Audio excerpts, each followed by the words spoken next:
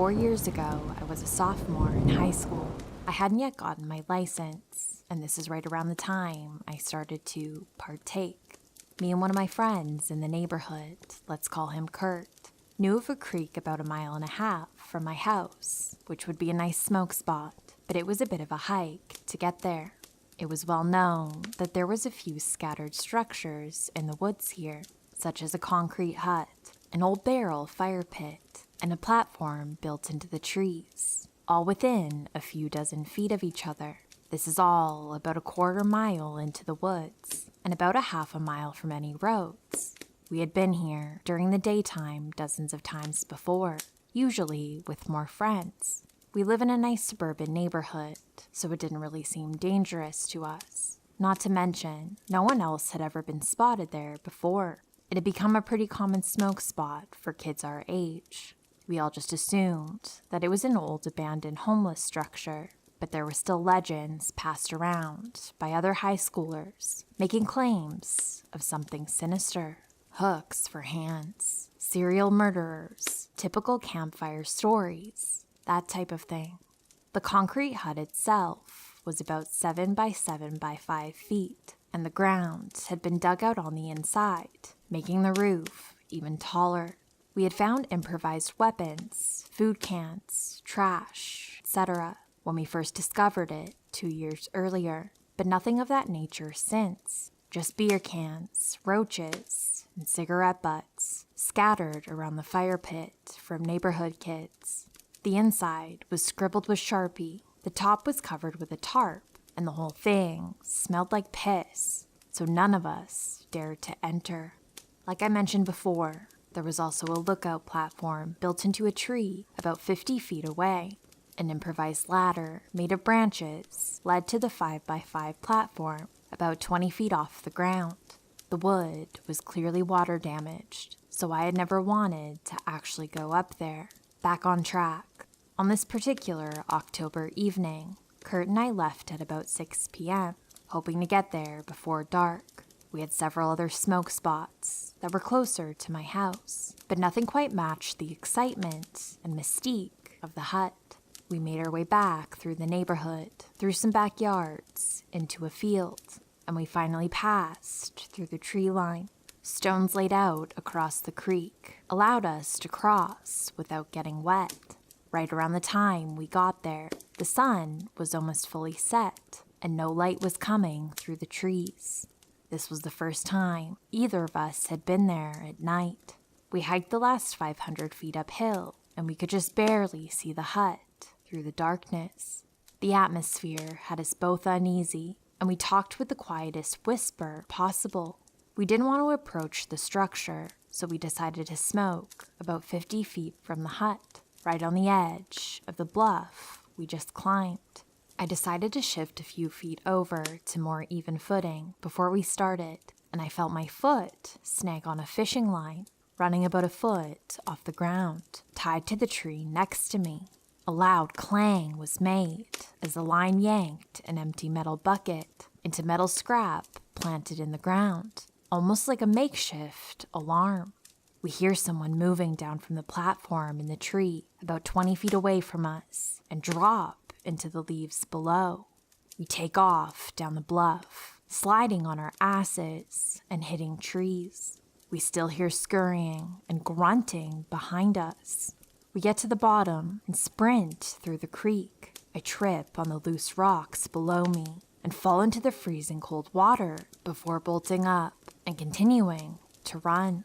About a second later, we hear splashes behind us. At this point, we clear the tree line and are in 1/4 mile of open field. We sprint as fast as we can away. Kurt and I are hurt, out of breath, and the person is clearly catching up. We can hear them right behind us, breathing heavily, and their loud footsteps growing closer and closer. We sprint through someone's backyard, and we hear their dogs start barking. We finally run into the middle of the street, and a car slams on their brakes. Kurt and I screech to a halt to avoid the car. We turn around to see someone standing just outside of the floodlights of a nearby house. before they turn around and run away back towards the forest. We apologized to the driver, ditched the weed, and I called my sister to come pick us up. We explained to her what happened, begged her not to tell my parents, and we never returned to that creek again.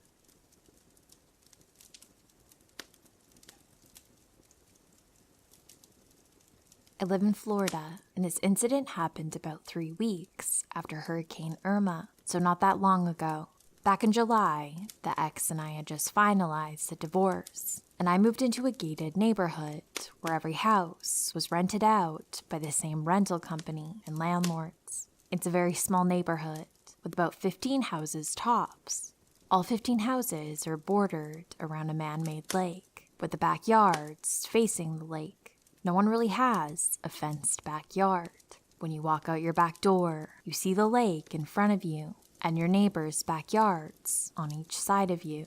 Everyone in the neighborhood seemed very close. Someone was always hosting a family-friendly party, barbecue, or having people over to watch sports. I am still depressed about my divorce, so I never partook in these social gatherings. The only person I got to know was my next-door neighbor, Steve, an active Navy soldier with a huge love for guns. Steve is a true hero in this nightmare. My daughter Alice is 4 years old, and I get her every weekend.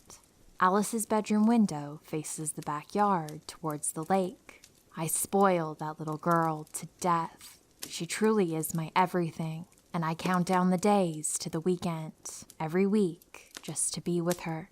That's why I was upset when Irma came, and I had to go almost 3 weekends without seeing her. The weekend before the storm, she was with her mom. Then obviously, the weekend of the storm, she was with her mom. Then on top of that, the weekend after, she had to be with her mom because my power was still out. No AC in Florida is miserable. The humidity was so bad that week that I slept in my daughter's room the whole week because she is the only room with a window that faced the lake. I opened the window, exposing just the window screen so the wind from the lake could cool the room as much as possible while I slept. Eventually the power comes back, and Alice starts visiting me again like normal. That was when the nightmares started. My daughter would complain about the singing lady and how she doesn't like her anymore. I thought maybe she was referring to one of my ex's friends or one of the teachers at her school. Maybe there was a teacher at her school that sang to the kids that she didn't like. That Saturday night, Alice woke up in the middle of the night, screaming bloody murder. I ran into her room and turned on the light and found her hiding under the covers. I asked her what was wrong, and all she could do was point to an empty corner of her room and say, "Look!" There was nothing there. She was acting as if she saw a ghost. After I calmed her down, she started to talk about the singing lady again. "Please tell the singing lady not to come back. Please, Daddy, make her go away." Obviously, she's having nightmares, right? I showed her there was nothing in the closet and nothing under the bed, and that there was nothing to be afraid of. She calmed down and went back to sleep. I went back to my room and quickly fell back asleep. It couldn't have been more than 20 minutes before Alice comes running into my room, screaming, "She's back! She's back!" Alice absolutely refused to go back to her room, so I let her sleep with me. The next morning, Sunday morning, I took Alice out to breakfast, and we stopped by Target to pick up a baby monitor. I haven't used one since her mom and I were still married, but I wanted to easily be able to hear her if or when she started having these nightmares again, so I could respond quicker. After I set them up, I showed Alice how they worked to give her assurance that I could hear her and she was safe. That night, she slept soundly and didn't make a peep all night. The following weekend, Alice had to stay with her mother again because she caught a stomach virus from one of her little friends at school. It was Saturday night, and I was sound asleep in my bed. Around 2 a.m. is when I heard it, a woman's voice. humming a soft nursery rhyme through the baby monitor. The humming and soft singing got louder and clearer as the voice got closer to the monitor. I wasn't dreaming. I could hear a woman softly singing lullabies in my daughter's bedroom. I had never been so scared and dumbfounded in my life. I was feeling a mixture of pure terror and disbelief when the voice spoke out. "Alice, sweetie, are you awake?" Adrenaline shot through my veins. I jumped out of bed and locked my bedroom door. I picked up my cell and called Steve from next door. He didn't waste a second.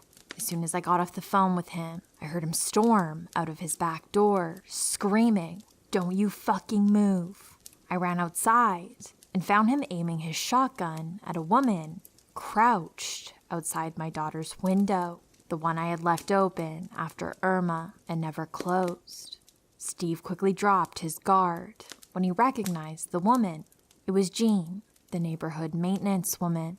Steve's wife came running out after him and confirmed it was her. Jean played dumb. She said she was not singing and didn't even know my daughter's name. She said she was near my daughter's window because she was doing her weekly patrol for gators and thought she saw one approaching our house from the lake. Bull fucking shit. That bitch was singing, and she called out my daughter by name. Yes, it's true that there had been a few gator spottings around the neighborhood, and yes, part of Jean's job was to patrol the lake at night every now and then. But 2 a.m.? I obviously knew it was bullshit, and even though neither Steve or his wife called her out on it, I could tell from the look on their faces that they didn't believe her either. The next morning, I went over to Steve's house to thank him and tell him exactly what happened. He told me Jean and her husband have been known to be a little cuckoo, but this is by far the craziest thing to happen so far. Steve helped me install metal bars on Alice's window that afternoon.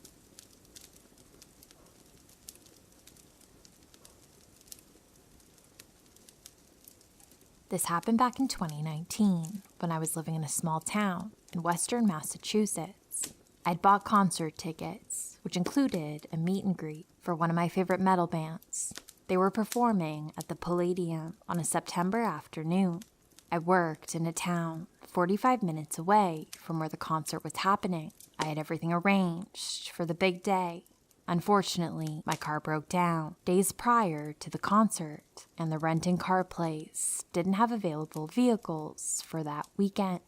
Concert pal Jamal was working in Boston that day, and he was going to meet me at the concert instead. Due to the circumstances, I decided to book an Airbnb for Jamal and I to stay the night. I ended up taking the bus after my shift at the hospital ended. I arrived to the bus terminal and requested an Uber to take me to my Airbnb place, where I was planning to take a nap and change clothes before heading out to the concert. A gray Toyota Corolla that matched the description arrived. A very young guy greeted me and started the usual conversation. I gave him vague answers, but it was inevitable for him to notice that I was a doctor, as I was still wearing my blue scrubs and Crocs. 10 minutes into the drive, the driver offered to buy me food at Chick-fil-A.